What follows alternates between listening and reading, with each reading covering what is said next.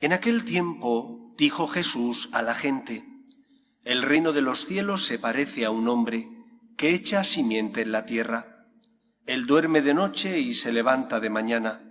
La semilla germina y va creciendo, sin que él sepa cómo. La tierra va produciendo la cosecha ella sola. Primero los tallos, luego la espiga, después el grano. Cuando el grano está a punto, se mete la hoz, porque ha llegado la siega.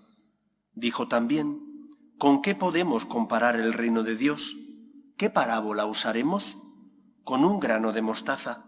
Al sembrarlo en la tierra es la semilla más pequeña, pero después brota, se hace más alta que las demás hortalizas y echa ramas tan grandes que los pájaros pueden cobijarse y anidar en ellas.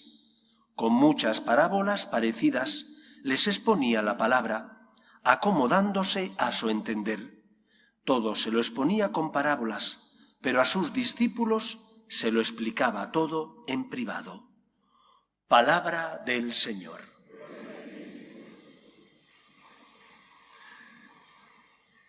Este evangelio que acabamos de escuchar, en el que Jesús habla del reino de los cielos, debería significar para nosotros un bálsamo o un motivo de consuelo. ¿Por qué un bálsamo? Porque todos nosotros experimentamos con dolor nuestra fragilidad.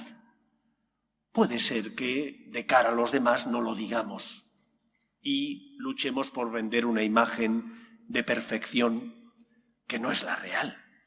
Pero nosotros en nuestro interior sabemos cómo somos, lo frágiles que somos, lo pobres que somos, lo débiles que somos. Porque tú puedes intentar engañar a los demás, pero a ti no te puedes engañar, y a Dios mucho menos.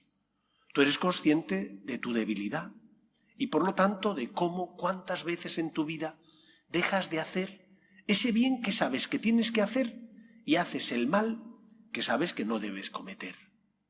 A los demás a lo mejor puedes intentar engañarles, ni a Dios ni a ti puedes engañarle. A Dios no, porque ve en el fondo del corazón, porque sabe lo que pasa por tu vida, y a ti tampoco, porque eres consciente de tus limitaciones. Este evangelio donde el Señor nos habla de cómo la gracia va transformando nuestra vida sin que nosotros lo sepamos, sin que nosotros tengamos que poner fuerza para que sea así. Es como el sembrador que siembra la simiente. El sembrador ha hecho lo que tenía que hacer y la simiente germina sola. Dentro de la tierra va desarrollándose. Eso es la fe, que han sembrado en nuestro corazón y que cuando la has acogido, la gracia de Dios hace que se desarrolle, que vaya creciendo y que por lo tanto, ante las caídas, ante las debilidades, ante los momentos donde no tienes fuerza, el Señor con su gracia te levanta, te da las fuerzas que necesitas para que luches. Nosotros no creemos en la voluntad exclusiva de las personas, no somos voluntaristas. Nosotros somos providencialistas, creemos en la providencia divina. En la providencia divina, es decir, en el poder de Dios, que es el Señor de la historia, y que es capaz de transformar mi corazón, y que es capaz de sacar de mí obras buenas, aunque sea débil, frágil y caiga. Pero hace falta que yo tenga fe, que desee que el Señor transforme mi vida, que me fíe de Él, que me abandone, por tanto, en sus manos. El primer requisito del reino de los cielos es abrir el corazón al Señor. No fiarte de ti, sino al contrario, fiarte de Él. ¿Cuántas veces os he explicado que la santidad es un don de Dios? Y que el santo no se hace, más bien se deja hacer por Dios. Es Dios el que con su gracia te transforma. Es el Señor el que con su gracia amplía los límites de tu corazón. Es Dios el que cura y sana tus heridas. ¿Qué es lo que tú tienes que hacer? Acercarte a los sacramentos, que son los auxilios que el Señor creó para nuestro servicio y bien. Si yo no me confieso, ¿cómo el Señor va a perdonarme los pecados? Si yo no comulgo, si no hago oración, si no dejo que el Señor me consuele, ¿cómo voy a encontrar la sanación que necesito? Pero si yo me acerco al Señor, Él es el que lleva a cabo la obra de la salvación en mí. No depende tanto de ti, depende de Él. Él te ha dado el don de la libertad y no te quiere obligar. Eres tú el que tienes que abrirle las puertas de tu corazón, dejando al Señor que sane y cure tus heridas. Por lo tanto, la primera enseñanza de este Evangelio se puede reducir en una palabra: abandónate. Abandónate en Dios. Fíate del Señor. Que tienes miserias, que te sientes pobre y débil, no tengas miedo. San Pablo dirá que donde abundó el pecado, sobreabundó la gracia. Solo hace falta que tú te lo creas. Solo hace falta que tú le permitas al Señor que cure y sane tus heridas. ¿Qué es lo que le ocurrió a Pedro? Cuando, estando en la barca por la noche, ve caminar al Maestro sobre las aguas. Señor, hazme ir hacia ti. Y cuando el Señor le dice, Pedro, ven, y empieza a caminar sobre las aguas, dice, esto no es posible. Duda. Lo pone en tela de juicio. Duda del Señor y entonces, como duda, se hunde. Si nosotros nos fiáramos de Dios, si tuviéramos más confianza y fe en Él, si nos abandonáramos en Él, nuestra vida sería distinta. Tendríamos tentaciones, quizás más todavía de las que ya tenemos. Sentiríamos la mordedura del demonio que quiere tentarnos para que caigamos, pero el Señor nos sostendría. Pero cuando nos alejamos de Dios, cuando como el hijo pródigo le decimos al Padre que me des la herencia, que me voy, que no me quiero quedar en casa, Dios con dolor te lo permite, porque te ha dado el don de la libertad, porque no quiere que estés con Él por obligación, sino por amor, porque quiere que tú le abras las puertas de tu corazón. Por lo tanto, aprende a abandonarte en el Señor. Abandonarte en el Señor no significa estar mano sobre mano. Significa confiar en el poder de la gracia, creer que el Señor con su gracia germina en nuestro corazón el don de la fe y hace posible que con su gracia nuestra vida se transforme. ¿Y cómo se transforma? Primero se transforma porque ilumina nuestra conciencia, porque te ayuda a distinguir el bien del mal. Una persona que no tiene conciencia es una persona que vive en la tiniebla, que no sabe qué está bien y qué está mal, y que por lo tanto, al no saber qué está bien y qué está mal, puede vivir en el error. Si tienes conciencia, sabes cuál es el camino que te lleva a la salvación, y por lo tanto puedes desandar el mal camino, puedes volver al buen camino. Por lo tanto, lo primero que hace el Señor es iluminar tu conciencia. Lo segundo que hace la gracia del Señor es darte fuerzas para luchar y no bajar los brazos. Cuando caemos en la desesperanza, cuando bajamos los brazos, entonces está todo perdido. Pero no todo perdido solo para nosotros, sino para los que están a nuestro lado.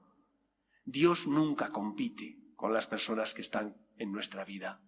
Dios no es un competidor de tus hijos, ni tampoco de tu esposo o de tu esposa, ni de los que amas. Dios, al contrario, es el garante. Como decía Dostoyevski, si Dios no existe, todo está permitido. Cuando tú te fías del Señor, le abres tu corazón y Él con su gracia transforma tu vida, lo que el Señor hace es que no bajes los brazos, que como tienes conciencia y distingues el bien del mal, luches todos los días. Y si has caído, te pones en manos del Señor y vuelves a intentarlo. No te abandonas en la desesperanza, te abandonas en Dios. No dices está todo perdido, sino que Él te da esperanza para que sigas luchando. Y entonces ves la vida con otra perspectiva. La perspectiva de que aunque vuelvas a caer y tropezar contra las mismas piedras del camino, no es como antes.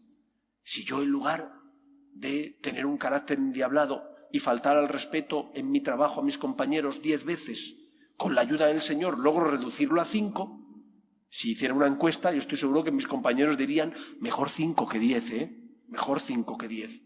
¿Son muchas 5? Sí, pero más son 10. Por lo tanto, la gracia del Señor va llevando a cabo esa transformación en tu corazón. Tienes que verlo, pero tampoco puedes pretender cambiar de la noche a la mañana. Y esa es la tercera enseñanza. tienes que perseverar y tener paciencia. Tienes que asumir tu cruz. Fijaos qué cosa. Asumir tu cruz significa que tienes que quererte con tus debilidades, que no significa que tienes que querer a tus debilidades. Tienes que quererte con tus debilidades, que tienes que aceptar que eres débil para luchar con la ayuda de la gracia de Dios y volver a empezar. Que no puedes venirte abajo porque caigas y tropieces. Aunque caigas, vuelve a luchar. Aunque hayas tropezado, vuelve a levantarte. No tengas miedo. Pero tampoco pretendas cambiar de la noche a la mañana. Que Roma nos hizo en un día. Que transformar tu vida, el Señor lo va haciendo poco a poco. Él es el que va marcando los pasos necesarios para que esa transformación vaya calando en tu corazón, vaya transformando, por tanto, tu existencia.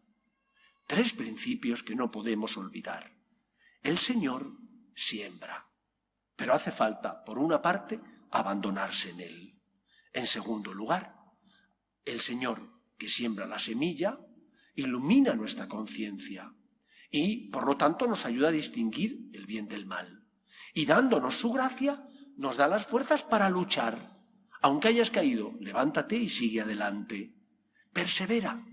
No quieras recorrer el camino de hoy para mañana. No quieras dejar de sentir las tentaciones, que esto es el riesgo y la tentación que suele pasar en nosotros.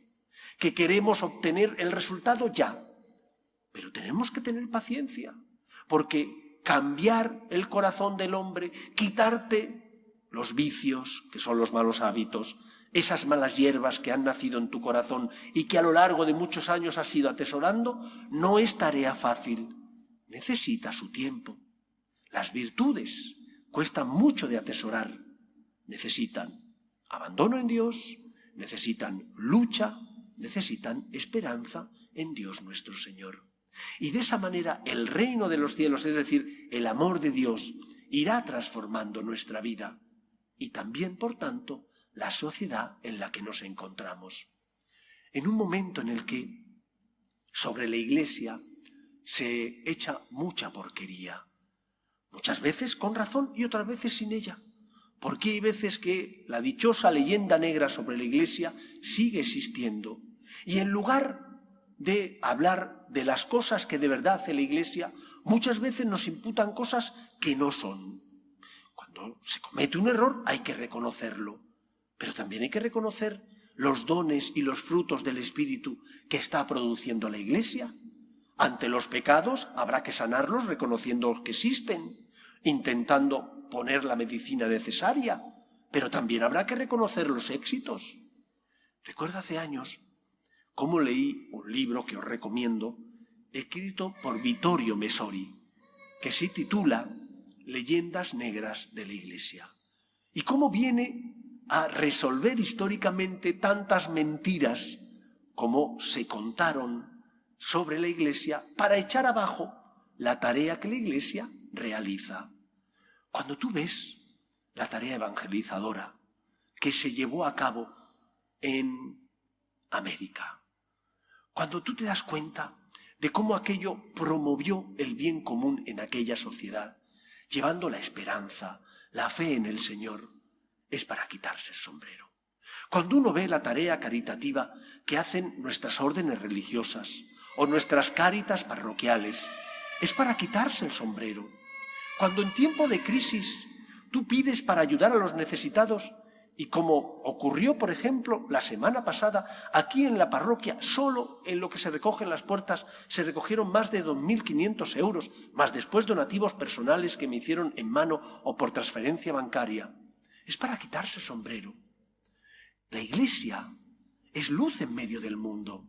¿Que tiene pecado? Puesto que las personas que estamos en ella tenemos pecado, sí. Y hay que reconocerlo, porque si no, no se puede sanar, y hay que intentar aplicar la medicina necesaria para curar.